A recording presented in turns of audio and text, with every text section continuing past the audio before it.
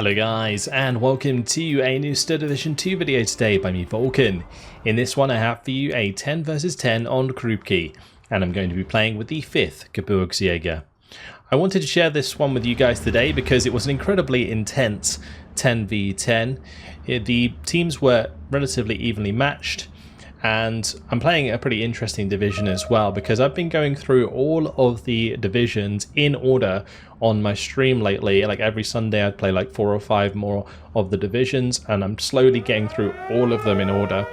This game was with the 5th Gebirgsjager, and the idea being I would play the division and then I'll update the deck and put the code onto my Google document that you can find linked in the description. So if you ever want to play Stud Division but don't want to make the divisions for yourself, you can just use my codes, which you can import into the Battlegroup list. So let's have a quick look at what we're getting down. So at the start you can see that I did forget about these 2 units. We'll get back to those later. But I did start with 4 of these mountain guns. 45 points apiece, 8 round per minute rate of fire. With the Battleführer, their dispersion is reduced and they aim faster, so that's really nice. And then we also have the rate of fire increase from the veterancy. So really nice combination, allowing me to plaster the bottom side of this town with smoke early on. And you can see that is allowing my Sturm Pioneers, the Gebirgsjager and the Pupschen to get into position with the Gebirgsfusilier. Unfortunately the road was napalm, so it did slow down our advance here, and it also concealed Endy doing his classic Tetrarch push. But Inky is on the case here with his Ju-87, so they are going to be coming in with the cluster, looking to take out as many as possible. Endy is going to try and evade, but many of those taken out. Multiple falling back. That one going to get taken out by the HS-129 of Genjeft. IG takes out another. This one's still falling back. Only the Command Tetrarch really going to be a threat to our backline. So we dealt with that early little engagement there, and now it's time to get our men into the town here. So I'm going to be setting the attack beacon down to just make Hudson start moving up with the Siderungs. We are going to need those Granatboxers to help us out with any light armor that could potentially be in the town. I've also got 2 more Stug M42s on the way. These are 2 vets. That really buffs up there already. 12 round per minute rate of fire. I think it goes up to like 16 round per minute rate of fire. It's pretty nuts. So really effective vehicle for taking on enemy light vehicles. Still not getting these guys underway. Just an extra strafe unit there and Pupschen. But finally I notice and get them on their way. Now we are going to be up against quite a lot of elite infantry. Valdis here is going to be playing with the 1st SSB as well as McShab. So both players going to really hamper our ability to push forwards, and that's why we're going to be having to rely so hard on veterancy. So the Strafe, they have the 5 MP44s and 2 MG42s, really good at mid-range combat. Sturm Pioneers with high veterancy, they actually have 3 Berettas, so very good at close range combat. Now we are having to deal with the Royal Marine Commando, of course, so they do have the Commando trait, which does make them more difficult to deal with because they take less suppression, just makes them harder to take out. But we are slowly but surely chipping through some of these squads, but progress is certainly slow as we do need to react to the amphibious push that McShab has made across the river here. This isn't something you see all that often because there aren't many decks that can really mount a proper amphibious push, but the commandos here managing to get across early on, and now my Gebirgsjager going to be moving in to try and clean them out. Now the Gebirgsjager, really interesting loadout because they've got 4 MP40s, 5 G43s and then an MG42.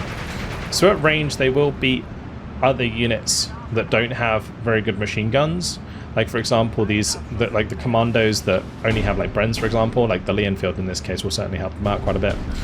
But at long range the Gebirgsjager can win because of the MG42, but the closer you get, the more kind of interesting it is, because you're going to beat other longer range infantry specialized squads at close range due to your extra submachine guns.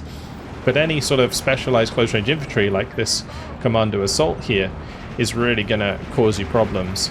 And you can see that Gebirgsjager getting absolutely ripped. Now you can offset a lot of this with veterancy, and that is something that's going to continuously come up with the Gebirgsjager, as it is vitally important that you make use of it. Pioneer Führer there making great use out of those Berettas to do a lot of damage very quickly onto these commandos. Now because the commandos aren't in cover and my Pioneer Führer is, you can see that the submachine guns are actually doing a pretty good job there. But those commando, they do have the Lifebuoy flamethrower, so they're going to be able to push the Pioneer out of that position pretty quickly, and my poor Pupschen is going to be left for dead. But we have managed to resecure the left side position. Inki also bringing up his Finnish Jaakari to help sweep those out. Look at that already. Krupki, it always creates this awesome display of destruction and like waves of infantry and stuff pushing in. It's so cool. So now I'm going to be focusing down some of this AA. These Bofors are pretty vulnerable to artillery, and my Gebirgsjager are going to be able to aim at those pretty quickly, as you can see, and they'll unleash rounds very fast as well, because that 8 round per minute rate of fire is being buffed up to like 10 round per minute rate of fire, which is pretty significant, to be honest. But the first set of rounds, as long as one hits directly, will take out this poor unarmored Bofors. And that's unfortunately why these sorts of unarmored trucks are pretty bad in Steel Division 2.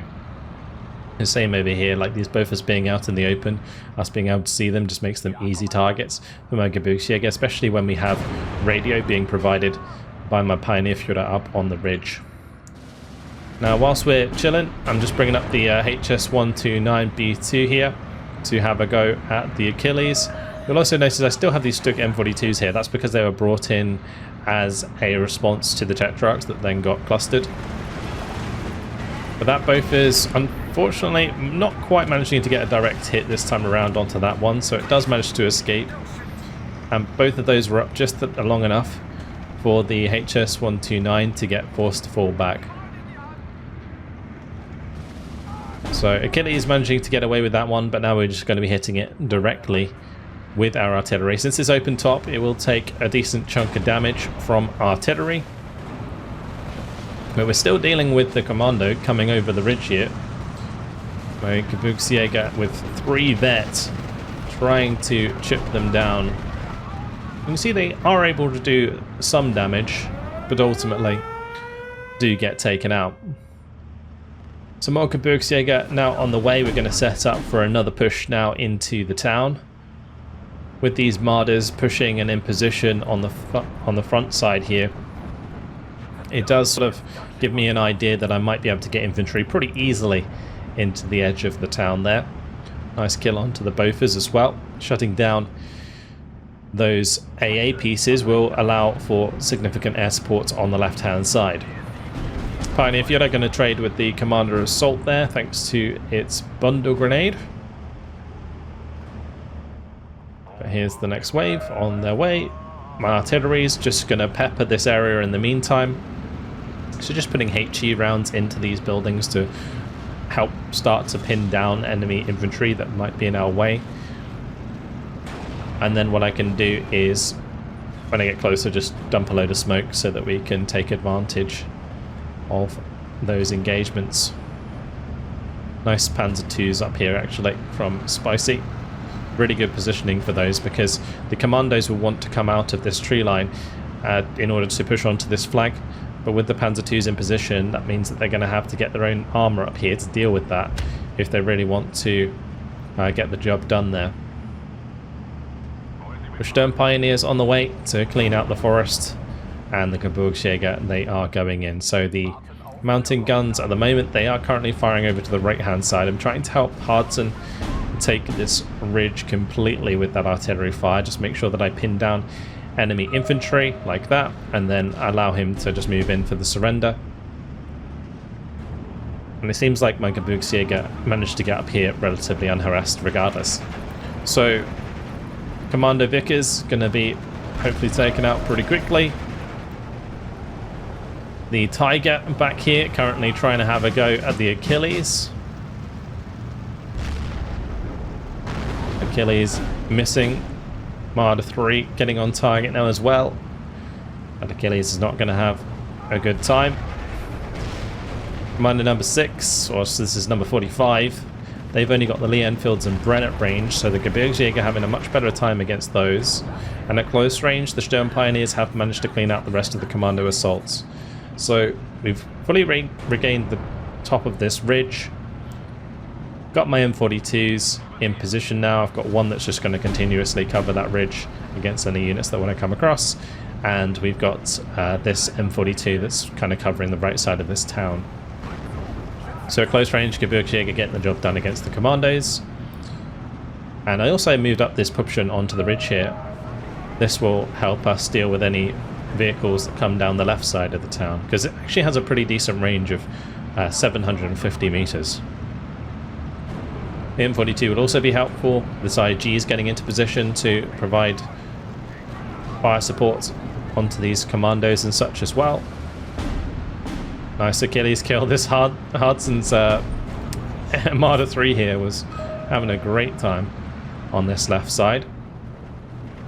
Now the Sturm Pioneers managed to push through here, get the job done. Lots of infantry coming for him though, so the mounted guns on the backside going to be firing in this position once again. Also going to be aiming at that AB Para to help lock those down.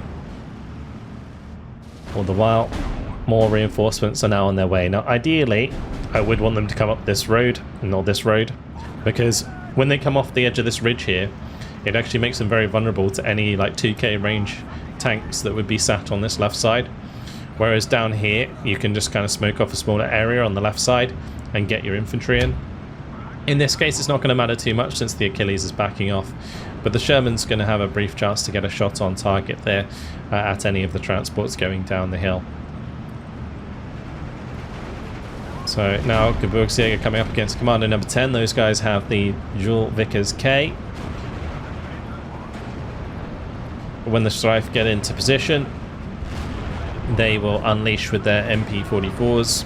And I do have two Gebirgsfjordos here, which do have both G43 like snipers and Panzerschrecks. So pretty snazzy leader squads. And you can see that they are pushing these Strife to 3 veterancy. So definitely significant. Unfortunately for me, those Gebirgsjäger get ripped in the open by the Vickers K guns. And you can see currently my Gebirgsjäger, or my Gebirgs like guns, mountain guns, they are focusing on this bridge reinforcement road, just to give my infantry a chance to push up. You can see that is somewhat working, but we're just struggling to deal with the Sherman 5 at the moment. The IG-18 trying to get its heat rounds on target. 2-vet is firing very, very quickly, but will struggle for penetration chance. I think it was only like a 10% penetration chance. I'll tell you what, the IG, it just looks so weird without its shield. But that's just because in this case it's the mountain gun variant. Would have been too heavy to have the shield and lugging it up a hill. So IG's really trying its best. I mean, I just got to get lucky and the Sherman 5 goes down. If I don't, then I lose a 35-point infantry gun. It's not a big deal. Sherman 5 does finally go down, which is good. And now we get the Stug M42 onto the road, which is really nice, because this, with its high round per minute rate of fire and those AP shells, is going to be able to kill off transports very, very quickly for us. But Hardson's done a good job on this hill here with Spicy to take this heavy cover. And if we can gain full control up here, it will actually make it a lot easier for us to also push in the town, because it will cover the reinforcement roads from this area.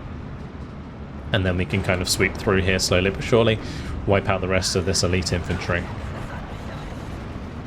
So Gebirgs doing a pretty good job there, taking out the air landing.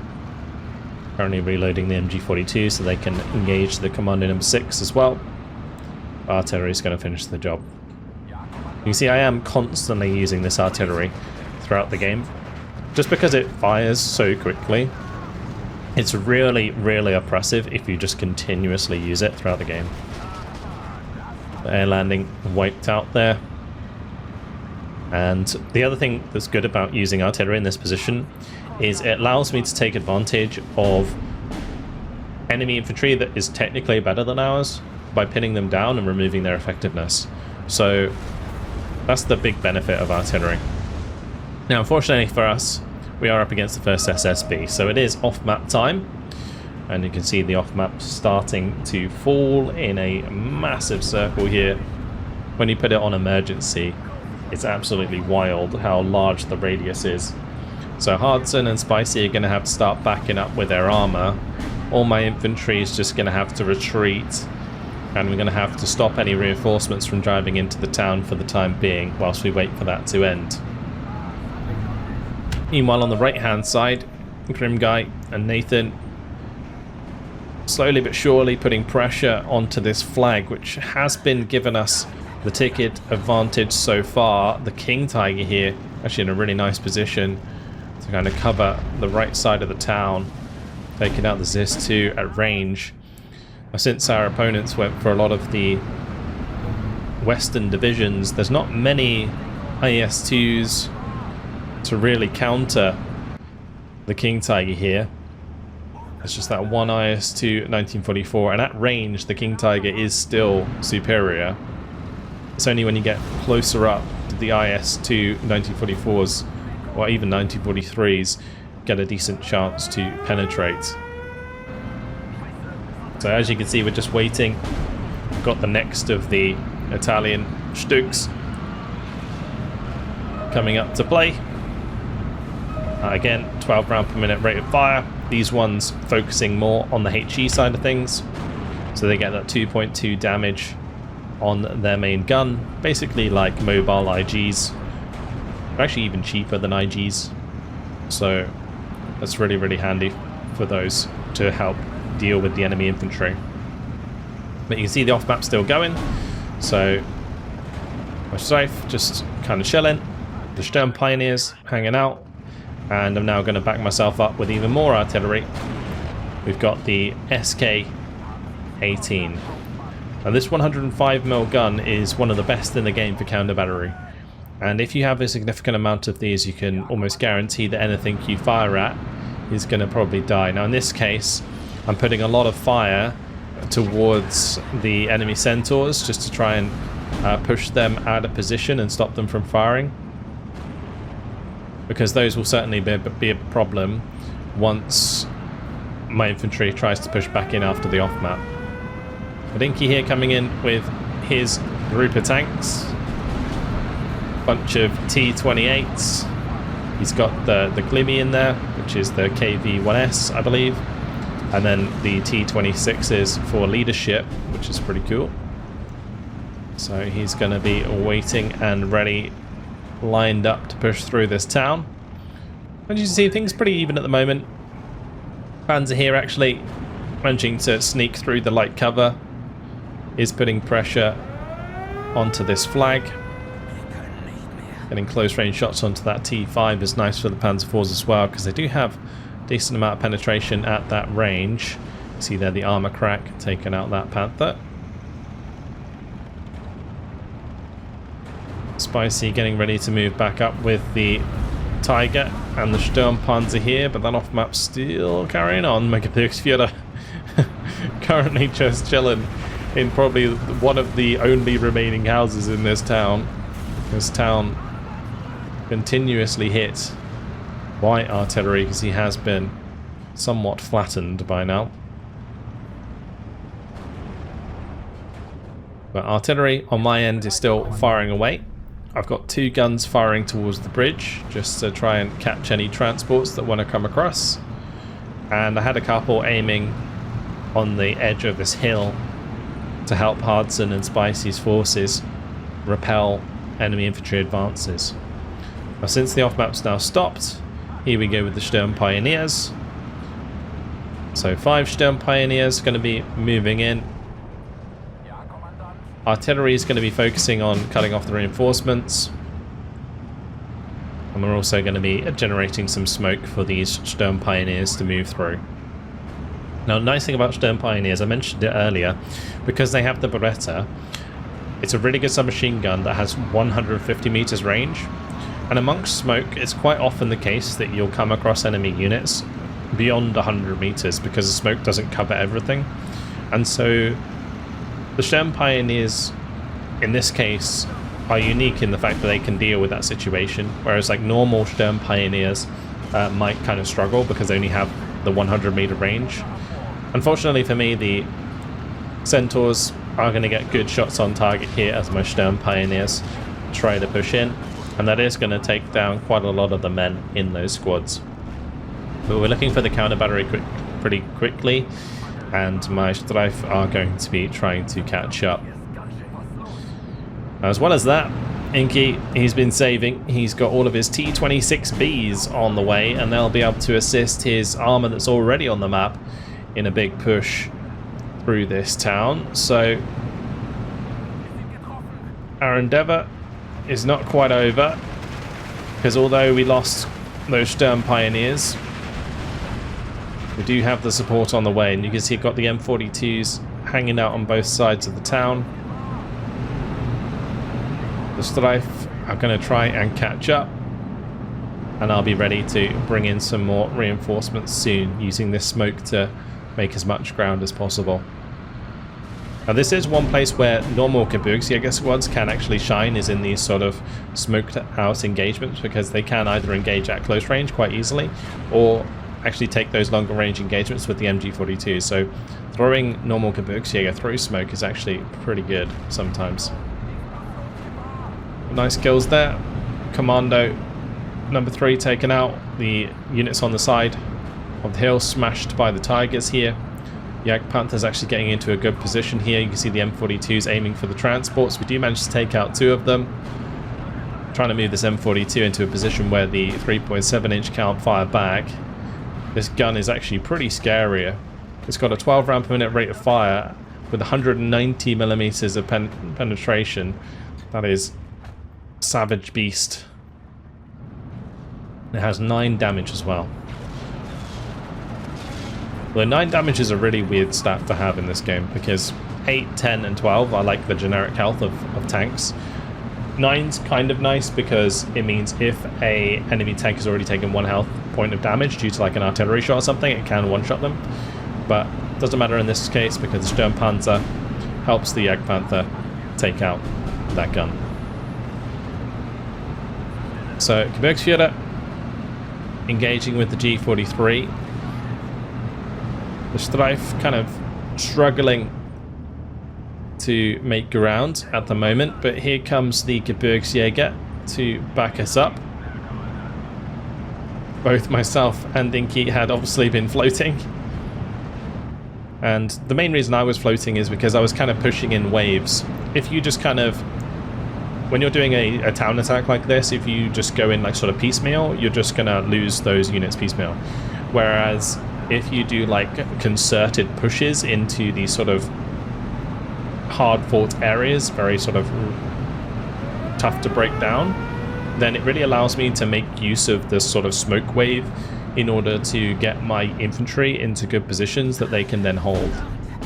You might notice that we did take a little bit of counter battery. Unfortunately, one of my mountain guns got taken out, but we've now got SK-18-105s on the job to try and look for more enemy targets to take out, because in classic 10v10 style, we're going to have artillery flying backwards and forwards.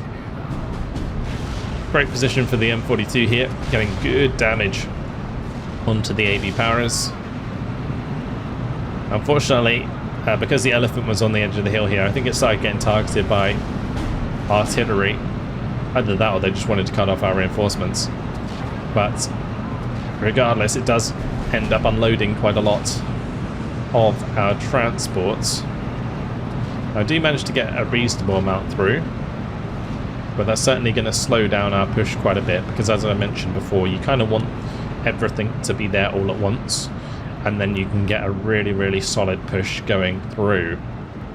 And that is something that Inky is also trying to do here with his T-26s. So look at this absolute collage of tanks. We've got a Stug 3, there's an Elephant, there's multiple T-26s, we've got a Stug M42, a Tiger, a Jagdpanther. There's so many different tanks.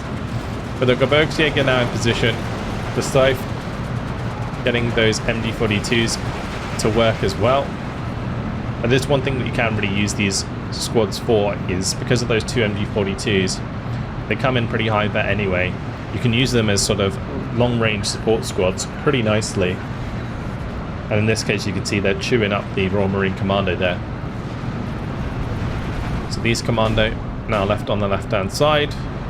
Gebirgsjager are going to be continuing to provide veterancy here as we push up. One of these 1-vet Gebirgs, now 2-vet.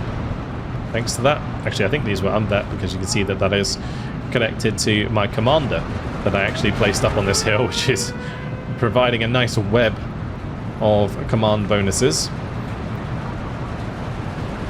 But the artillery coming in is certainly going to soften up this infantry and allow my infantry to push through very effectively. But here comes some big old off-map. This is 380mm off-map, hits perfectly on the left-hand side.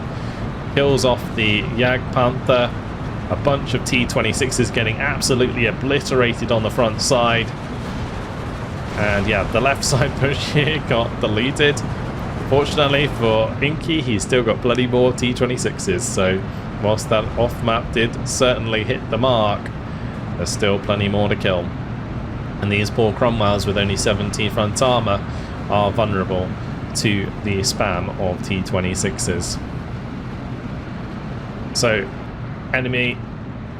our aircraft coming in, Inky leading with the G50s for some recon. The Ju-87 is going to be coming in for the cluster runs. And I've also got HS-129s following up on the backside. So there goes the Ju-87s. Really nice cluster here.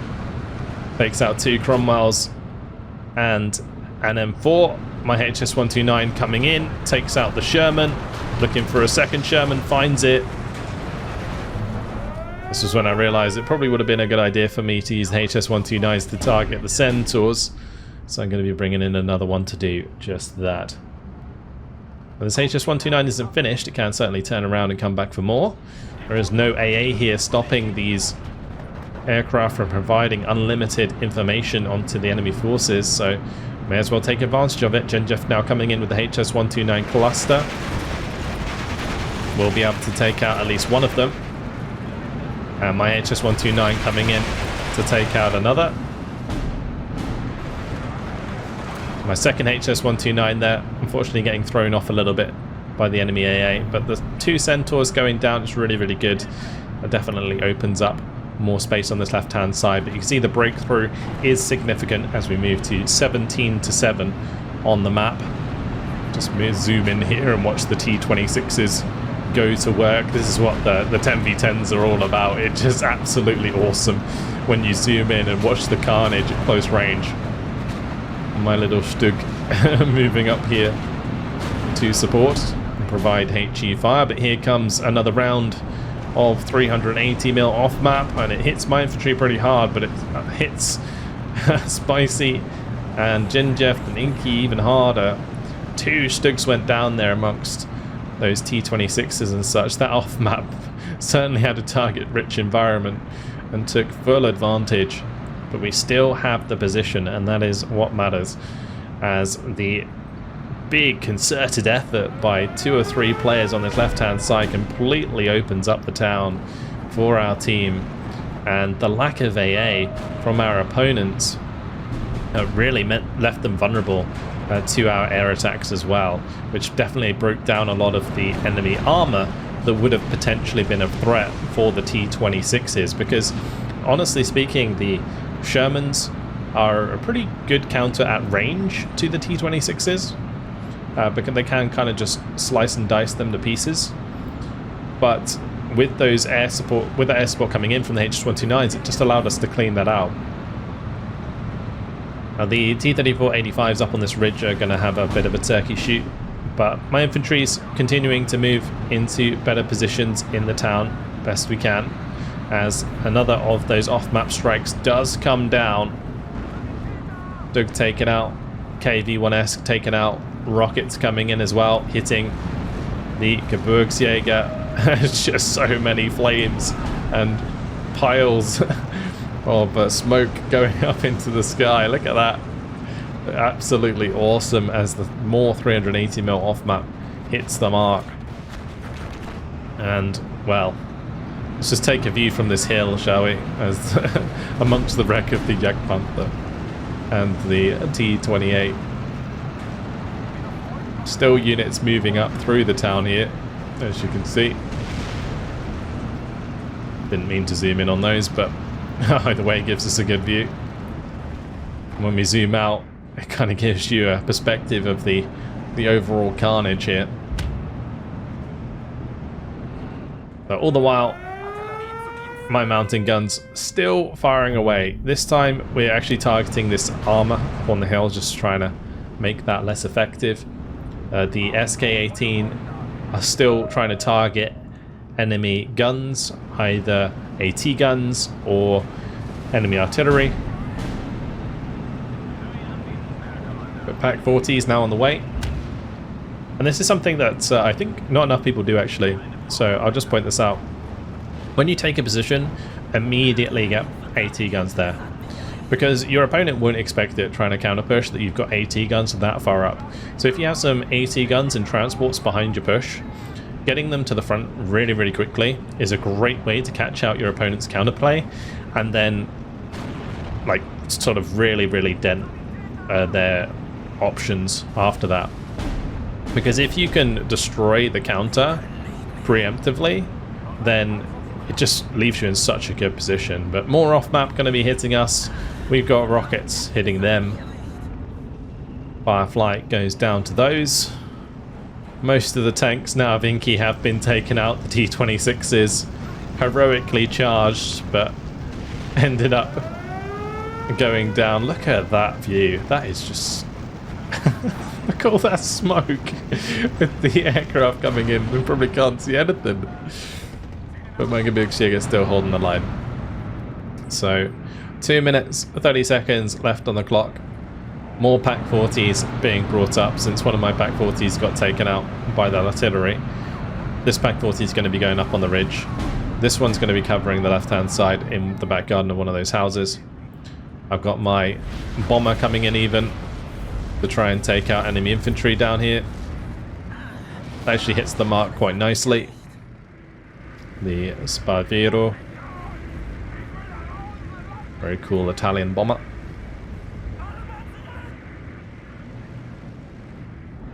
Takes a little bit of pressure off that left push. The big problem with pushing down this left side is that you have to get all the way to this flag in order to make it work, and that is very, very difficult to do. And there goes more Nebelwerfer rounds. That's actually coming in very nicely onto these tanks here. If one can hit directly, that will do a lot of damage. There it is, the double Sherman kill, Aviary and the Challenger all going down. My HS-129s, they're going to be focusing on the Firefly there at the front.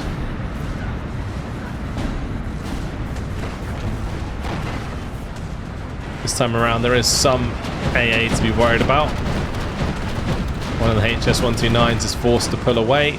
Second one gets just close enough to take out the Firefly, but will be forced to get out of there. My Gebirgsjager further up actually managed to get an AT round onto the Firefly, as the enemy forces losses also mount in this game. Inky sealing the deal here with another wave of T-26s. Inky using the Pansari Divisiona, if anyone's wondering, can bring T-26s in abundance. We also have some pretty decent infantry in the form of the Yakari. Although the Yakari certainly outshined by some of the more recent divisions. Anyway, Commander, going to be moving that up as well. My infantry is just kind of holding where it can as off-map continues to fall on our faces. But that is the end of the game. 5 seconds left. Yak 3 almost taken out as well. But job done. 35 minutes, 1 second. As I mentioned, a very intense 10v10. Because although there was so many kills and losses going on, we actually managed to get the flags, and that ended the game quicker than you might expect. So overall, a really, really fun game. I ended up going 1,990 kills to 1,550 losses, but great performance here by Hudson and Spicy up the top. Valda's trying his best to hold us back on that left-hand side with Vikshab, who both got a decent amount of kills. But yeah, the mounted guns really showing their worth here. That's a 45-point artillery unit, so we're already getting value. We're killing one of these bophers. I think they're like 100 points. It pays off both of the guns already, like 2 of the guns. We're taking out Shermans, we're taking out infantry, we're pinning infantry when we want to push. Just really, really useful. The HS-129s also came in really nicely in this game. And you can see that the Sturm Pioneers did manage to break through some of that elite infantry quite nicely. But one thing that's really, really crucial with the 5th Gebirgsjager, and always something I'll mention, is veterancy. Veterancy complements this division so much just because you can upvet your infantry quite significantly in the deck building process. But yeah, that is it, really. You can see the off-map there, 381mm off-map from the naval battery. Lots and lots of kills coming out of that for our opponents. But yeah, that's all for now. Hopefully you guys have enjoyed it. Thank you very much for watching, and I'll see you in the next video. Goodbye.